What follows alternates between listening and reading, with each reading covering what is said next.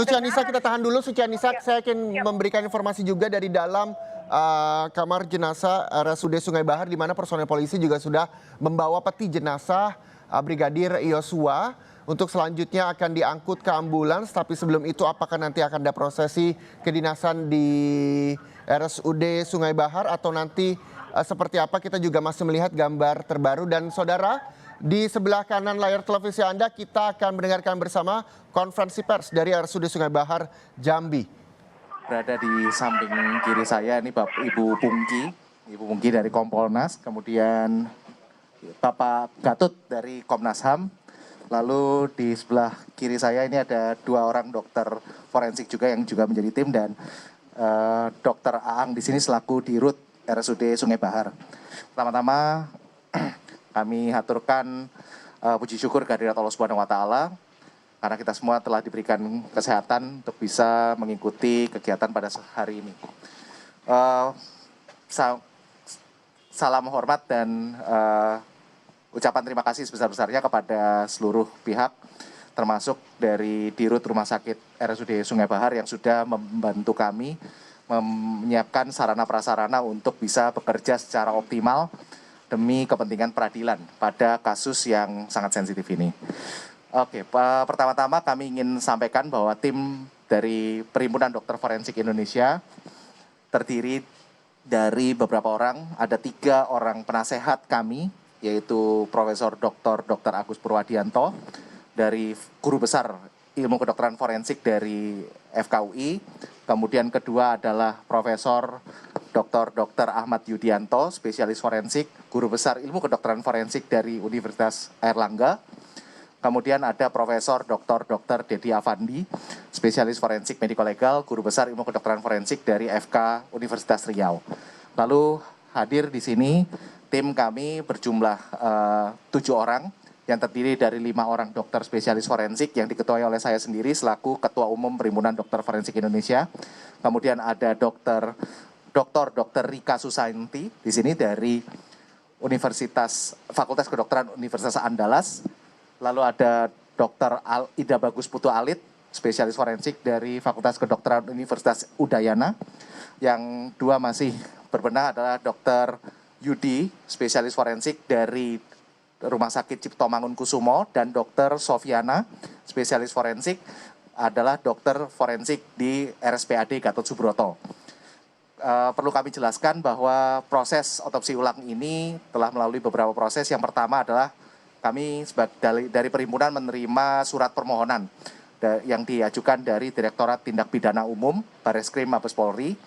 Kemudian kami segera menyusun tim ahli yang diketahui oleh saya sendiri dan beberapa tim ini yang tentunya pertimbangan pertama adalah sebagai kompetensi dokter-dokter spesialis forensik ini untuk bisa melaksanakan tugas dan melakukan pemeriksaan yang secara optimal dan maksimal demi kepentingan peradilan. Kedua, setelah itu setelah kami dapatkan menyusun tim, kami berdiskusi dan tersambung melalui hubungan Zoom dengan Bapak Komarudin Simanjuntak selaku penasihat hukum keluarga. Pada waktu itu pada hari Jumat sore difasilitasi oleh Barreskrim. Kemudian alhamdulillah kami semua mendapatkan izin dari institusi kami masing-masing dan kami bisa berangkat ke Jambi ini. Kemarin perlu kami laporkan juga, kemarin malam kami sudah pukul 6 sampai sekitar hampir pukul 9 malam kemarin kami melakukan pertemuan dengan keluarga dan penasehat hukumnya. Tujuannya apa? Tujuannya adalah kami harus sebagai dokter, tentunya hubungan dokter dengan keluarga atau seperti halnya dokter dengan pasien pada umumnya adalah hubungan kepercayaan. Tentunya ada informasi-informasi yang harus kami sampaikan terkait teknis medis kedokteran forensik dan otopsi, serta apa yang bisa diharapkan dan hal-hal apa yang menjadi penyulit. Itu yang kita berikan informasi dan semua sudah disampaikan dan alhamdulillah terbina hubungan baik antara kami dengan pihak keluarga dan penasihat hukum. Dan memang kami di sini bekerja, kita lihat tim-tim ini bekerja secara independen dan imparsial. Sekalipun kami juga sangat menyadari bahwa Perhimpunan Dokter Forensik Indonesia, dokter-dokter forensik kami dimanapun berada di seluruh Indonesia, apapun seragamnya, pasti akan bersikap secara independen dan imparsial, karena kita pun memiliki pedoman etik, standar disiplin, profesi, serta penjagaan kompetensi selama 5 tahun sekali. Hari ini tadi kami setelah semalam kita berikan informasi, tentunya pagi tadi kita telah teman-teman semua saksikan, kita lakukan pemeriksaan di makam. Untuk yang pertama tentunya memastikan identitas bahwa jenazah yang dievakuasi dari kuburan tersebut adalah benar jenazah almarhum Brigadir Nopriansyah Joshua Huta Barat. Dan itu sudah dipastikan juga oleh pihak keluarga, oleh ayah kandung, bahwa memang betul itu adalah almarhum. Selanjutnya almarhum beserta di dalam peti dibawa ke rumah sakit RSUD Sungai Bahar untuk kita lakukan otopsi. Otopsi pada hari ini kita lihat memang sesuai dengan apa yang kami perkirakan sebelumnya, bahwa otopsi pasti memiliki beberapa kesulitan. Pertama tentunya jenazah sudah diformalin dan sudah mengalami beberapa derajat pembusukan yang kita antisipasi memang akan terjadi.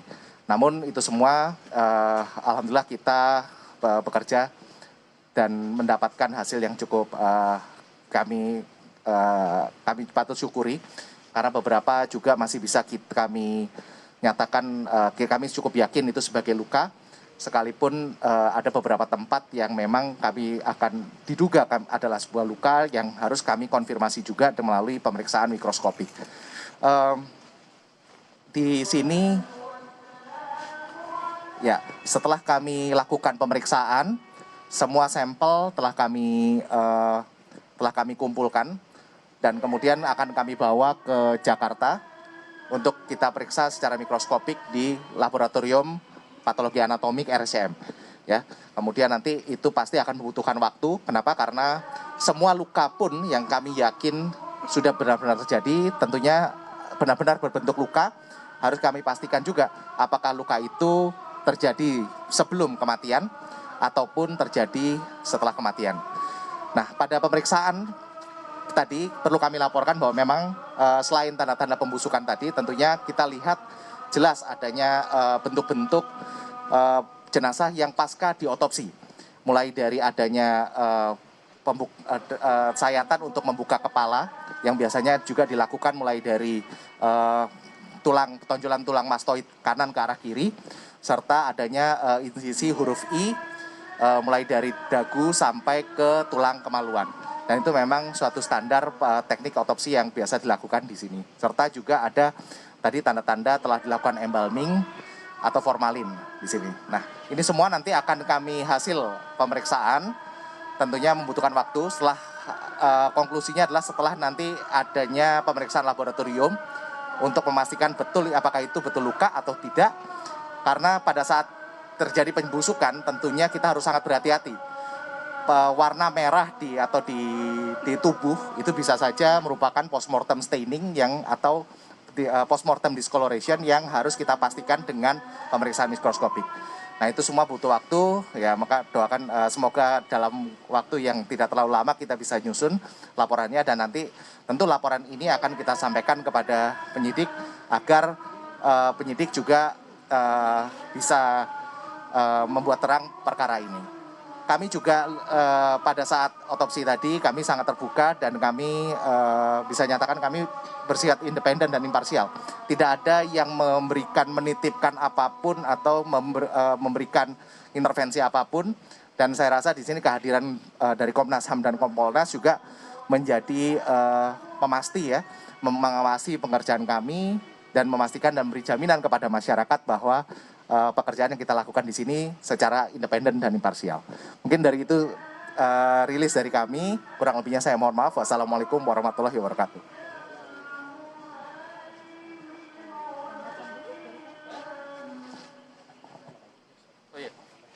Baik, kami dari Komnas HAM tentunya hadir untuk menyaksikan proses ini, bahwa ada keterbukaan informasi yang dilakukan di dalam proses otopsi yang kedua ini. Dan dari awal sampai akhir kami mengikuti proses itu dan melihat langsung bagaimana hal ini dilakukan. Nah, tentunya apa yang nanti dihasilkan dari proses ini kita akan tunggu juga tentunya dari kepolisian informasi itu, dan akan juga kalau memang diperlukan, kami akan melengkapi apa informasi yang sudah kami dapatkan sebelumnya. Jadi itu saja yang kami sampaikan. Tentunya kami masih berproses dalam penanganan kasus ini di Komnas HAM. Terima kasih. Terima kasih kawan-kawan media. Kami dari Kompolnas hadir di sini adalah sebagai pengawas fungsional sekaligus pengawas eksternal Polri. Nah, kami hadir di sini ingin memastikan bahwa lidik-sidik yang dilakukan dalam kasus ini dilakukan secara profesional, mandiri, transparan, dan akuntabel dengan dukungan Scientific Crime Investigation.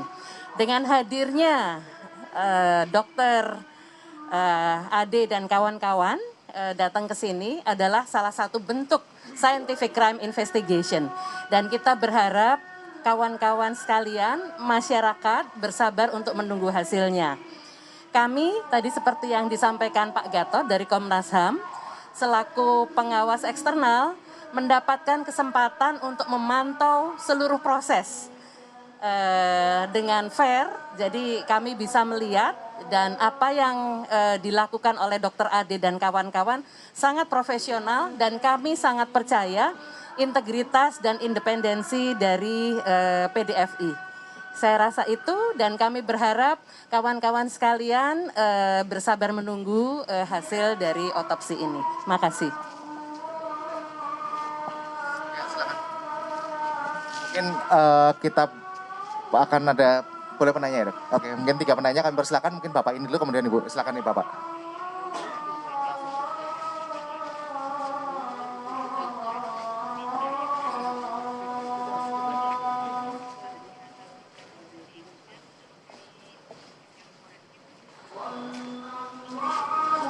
Terima kasih Bapak dan Ibu. Yang saya pertanyakan artinya seberapa artinya ini harus diperiksa di Jakarta, Pak. Kenapa tidak dilakukan di wilayah Sungai Bahar? Kan ini kemungkinan akan memakan waktu yang berlarut lagi. Dan yang kedua, pertanyaan saya, detail apa yang menjadi pilihan di otopsi ulang ini, Pak? Artinya kan kemarin sudah dilakukan otopsi, lantas dilakukan otopsi kedua. Artinya adakah detail baru yang dilakukan di dalam otopsi kedua ini? Dan limit waktu untuk keluarnya hasil otopsi ulang ini kapan? Terima kasih Pak. Terima kasih, saya jawab satu-satu. Pertama, silakan disampaikan ke Ibu. Apakah mungkin sama atau berbeda?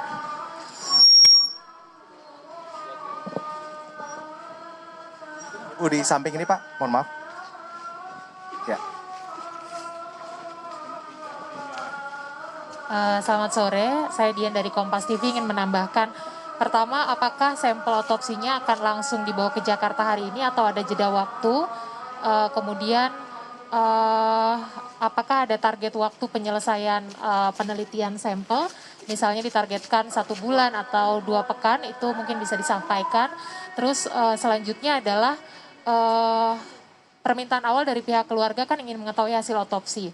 Apakah keluarga nantinya bisa mengetahui hasilnya atau ada SOP-SOP tertentu yang nanti akan dilakukan oleh tim forensik atau seperti apa alurnya? Terima kasih. Terima kasih dari Jamil TV dan Kompas TV. Yang pertama, apa yang kami periksa di sini berdasarkan permintaan dari Direktorat Tindak Pidana Umum Bareskrim Mabes Polri, di mana di situ diminta untuk melakukan ekshumasi berdasarkan yang memiliki beberapa konsideran. Yang pertama adalah adanya surat permohonan dari pihak keluarga yang disampaikan melalui penasihat hukumnya kantor pengacara Victoria. Selanjutnya juga bahwa memang adanya kebutuhan untuk melakukan hal ini.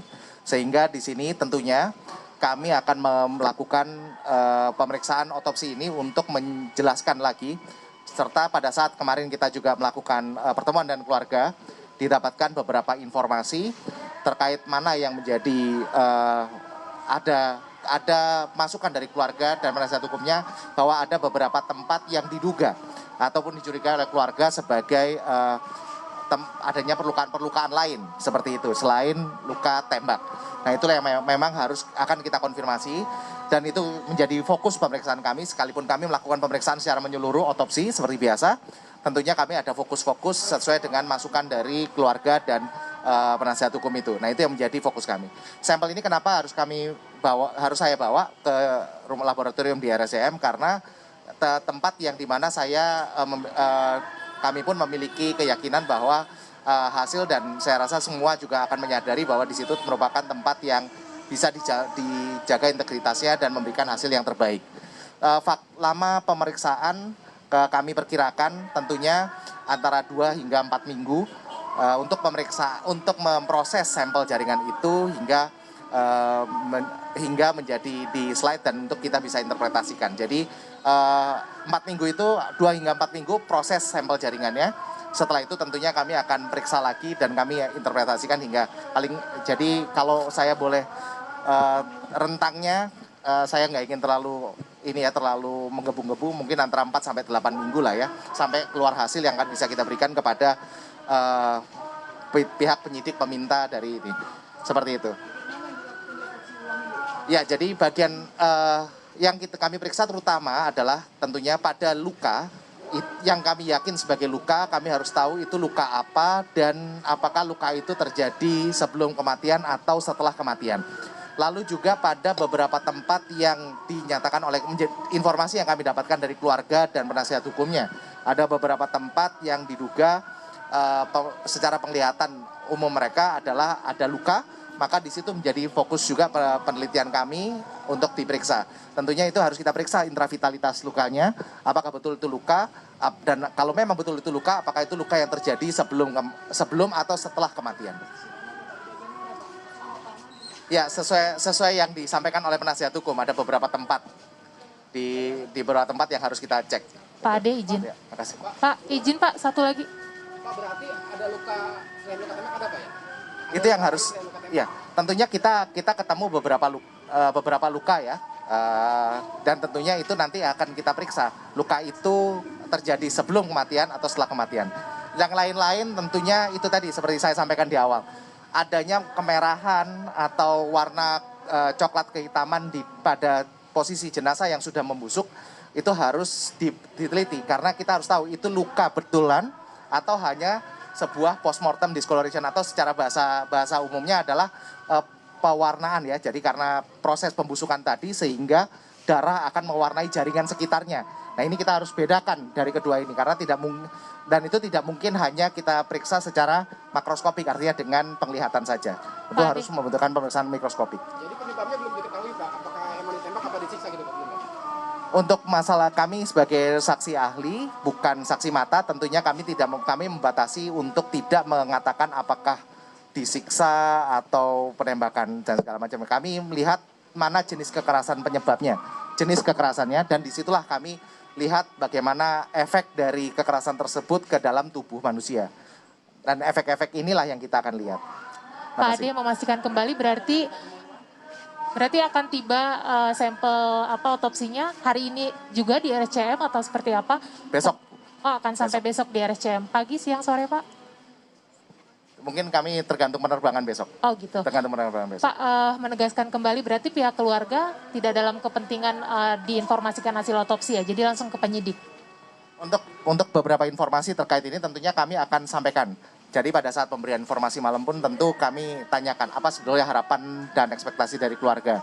Informasi-informasi apa ya, itu yang nanti kita akan sampaikan. Tapi tentunya kami juga sudah sepakat dengan pihak keluarga dan penasihat hukum bahwa informasi-informasi sejauh mana adalah sejauh tidak mengganggu jalannya penyidikan sesuai dengan aturan di dalam Undang-Undang Keterbukaan Informasi Publik. Pak, terakhir, setelah otopsi selesai dilakukan, sudah ada komunikasi dengan pihak keluarga, mungkin hal-hal apa yang sudah diinformasikan? Ya, kami udah ketemu dengan keluarga bahwa ini udah selesai. Kemudian nanti tentunya keluarga memiliki sudah mendapatkan gambaran tentang apa-apanya yang ada di dalam situ, dan sudah kita tunjukkan bahwa kita bekerja secara profesional dan independen begitu. Terima kasih.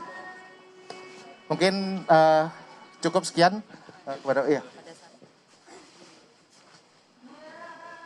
Oh ya, juga untuk meyakinkan keluarga juga dan penasihat hukum bahwa kami bekerja secara independen dan imparsial. pada saat otopsi pun kami ada pengamat.